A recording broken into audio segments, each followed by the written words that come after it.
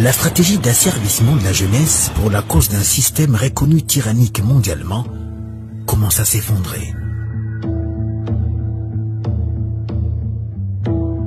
Les jeunes, utilisés souvent dans la propagande du régime de Kigali et la divulgation des fausses informations sur la guerre de l'Est de la RDC, dans le but de désorienter l'opinion internationale et saper le moral de la population congolaise, donnent petit à petit de la voix.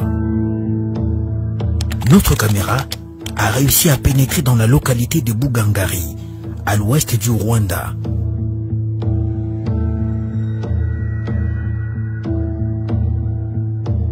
Nous y avons rencontré quelques jeunes qui ont accepté de braver la peur pour expliquer les méthodes machiavéliques d'un pouvoir totalitaire qui n'est jour que sur l'annexion d'une partie de la RDC et ferme main basse à ses immenses richesses.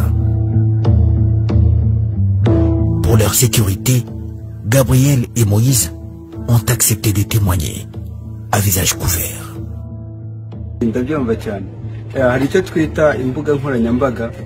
Je comprends bien votre préoccupation. Il y a ce que nous appelons les différentes plateformes de communication. Il y a Twitter, Facebook, Instagram, YouTube, TikTok et autres. Ces plateformes sont beaucoup plus en train d'influencer la génération actuelle. Certains jeunes utilisent ces réseaux sociaux pour se faire de l'argent, d'autres les utilisent pour la propagande et la propagation des fausses informations afin de déstabiliser les autres. Moi-même, j'utilise Facebook, Twitter et YouTube.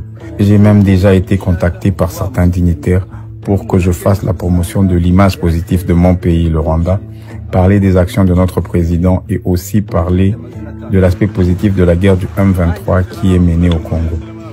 Il nous était demandé de travailler pour propager le plus rapidement possible les informations qui nous sont favorables et susceptibles à déstabiliser le pouvoir de la RDC. Vous savez vous-même que les informations les plus consommées sur les réseaux sociaux sont celles à caractère sécuritaire. Et malheureusement, les gens partagent beaucoup les rumeurs, surtout que ce sont les jeunes qui sont très actifs sur ces plateformes et ils sont très intéressés sans besoin de tout vérifier. Nous étions censés partager des liens de fake news pour mentir au public et arriver à faire des montages des images pouvant déstabiliser les autres. Nous devrions dire par exemple que les rebelles du M23 viennent de prendre un tel ou un tel autre territoire, prendre juste une photo et l'éditer. La propagande devrait être faite de manière à imposer notre vision de cette guerre à l'opinion, disant que nos frères Tutsis sont discriminés là-bas. Il leur est refusé le droit de jouir des droits dans ce pays comme les autres Congolais.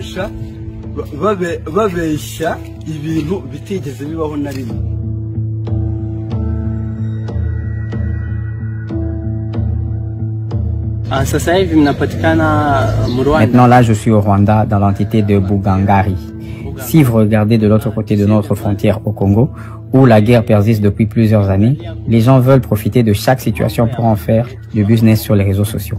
C'est ainsi que vous voyez les gens sauter les premiers pour annoncer les fausses nouvelles, comme par exemple la prise de Bunagana par les rebelles du M23. J'ai beaucoup d'amis qui travaillent dans ce système, ici chez nous. Ils m'ont même intéressé pendant un temps. On n'a pas besoin d'être à Bunagana ou d'y avoir des personnes ressources, même pas d'avoir des simples photos. Nous prenions juste nos portables et annoncions la chute de Bunagana entre les mains du M23. C'est-à-dire quand les gens entendent les rumeurs de la guerre, ils en font du business pour se faire de l'argent. Cela donne la force aux rebelles qui prennent de l'avance sur l'armée du pays. Les militaires sont déstabilisés et le M23 avance tranquillement. Ici chez nous au Rwanda, même si je suis en train de déclarer ceci, j'ai 3 comptes différents sur les réseaux sociaux. Mais parmi mes amis, il y a ceux qui ont 10 comptes, d'autres 5 et certains comme moi en ont 3.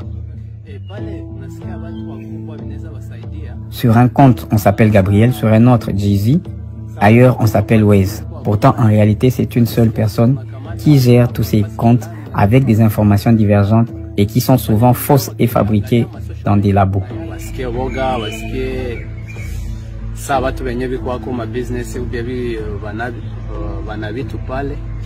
Batasikia boga.